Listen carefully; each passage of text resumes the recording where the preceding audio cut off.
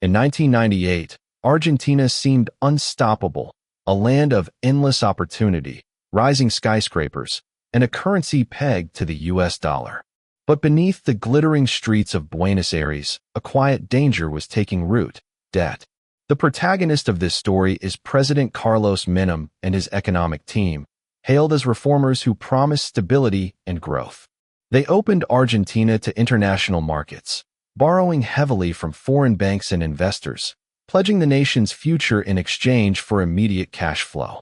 The betrayer wasn't a single person. It was a system of global finance itself, coupled with domestic mismanagement and political ambition. Foreign lenders, eager for high returns, overlooked warning signs. Local officials, seduced by short-term gains, ignored the long-term risk. And the Argentine public, dazzled by growth and prosperity, trusted that the miracle would last forever. By 2000, government spending skyrocketed, debt ballooned, and the so-called convertibility plan tethered the peso too tightly to the dollar. Beneath the surface, cracks widened in the foundation of Argentina's economy, unnoticed by many, feared by a few. The stage was set for a financial catastrophe that would leave millions bankrupt and an entire nation questioning the cost of selling its future. By 2001, whispers of trouble began echoing through Buenos Aires financial districts.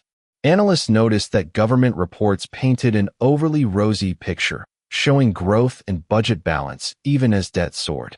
Banks and foreign investors whispered about hidden liabilities and off-the-books borrowing that made the official numbers meaningless. Local media hinted at insider deals, government contracts awarded to politically connected firms, sometimes without competitive bidding. Even within the administration, tension brewed. Ministers who questioned the sustainability of the debt were ignored or quietly sidelined. Currency traders noted strange movements, with pesos pegged to the dollar despite rising inflation and growing unemployment.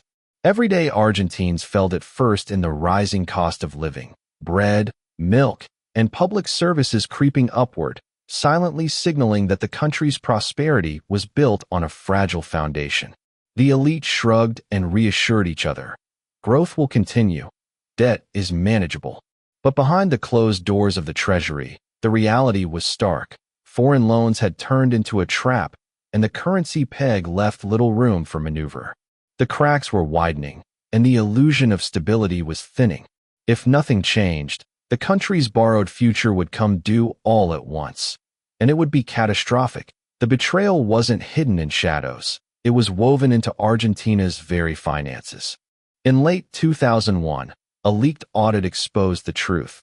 The government had borrowed recklessly, rolling over old debt while using new loans to cover deficits. Interest payments consumed a third of the national budget, and funds meant for infrastructure and public services were diverted to politically connected contractors and foreign bondholders. Corruption, mismanagement, and collusion with international banks had created a perfect storm. Investors panicked. International lenders froze new loans. Ordinary citizens, who had trusted banks and the peso, watched their savings evaporate. Riots erupted in the streets as unemployment soared, pensions were delayed, and the social safety net collapsed. Currency markets rejected the peso, and the fixed exchange rate tethered to the US dollar became a noose around the economy's neck. The architects of the debt shrugged publicly, blaming external forces, yet private communications revealed they knew the system was unsustainable. Argentina's borrowed future had turned into a crushing weight. And while the public demanded accountability, the question remained: would the corrupt elite face justice, or would the people bear the cost alone? As Buenos Aires burned with protests, economist Martín Fernández, a former Treasury advisor turned whistleblower, decided he could no longer stay silent. The numbers told a story that citizens were only beginning to grasp: a nation sold to foreign creditors and corrupted insiders, its future mortgaged for short-term political gain. Martín began compiling documented proof of illicit loans, hidden guarantees, and manipulated debt swaps, connecting the dots between government officials, private banks, and international financiers. Every page revealed the same truth. The crisis wasn't accidental. It was engineered by human ambition, greed, and political expediency. For the first time, he realized that financial empires aren't toppled by poor policy alone. They crumble because ego and corruption infect the very institutions meant to sustain them. And those who ignore the warning signs are complicit in their own ruin. With the evidence in hand, Martin reached out to journalists, reform-minded lawmakers, and civic groups. A coordinated plan began to emerge, a public reckoning, a full exposure of those responsible, and a strategy to stabilize the peso. The spark of resistance had been lit. The nation's debt trap would be challenged, and the architects of the betrayal would no longer move in the shadows. Martin Fernandez knew that exposing Argentina's debt trap would require more than numbers.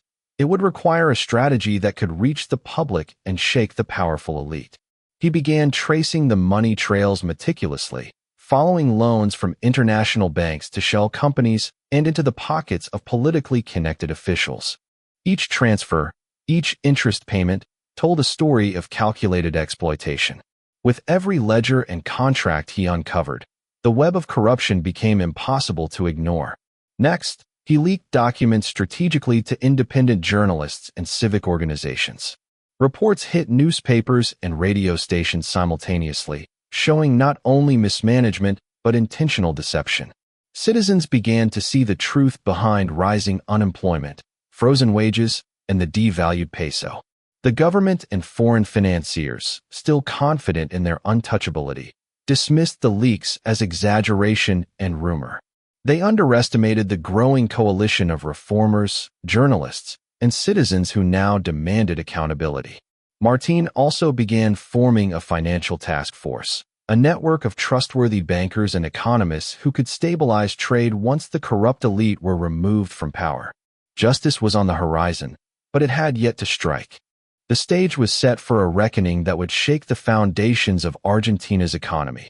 The reckoning came like a thunderclap in December 2001.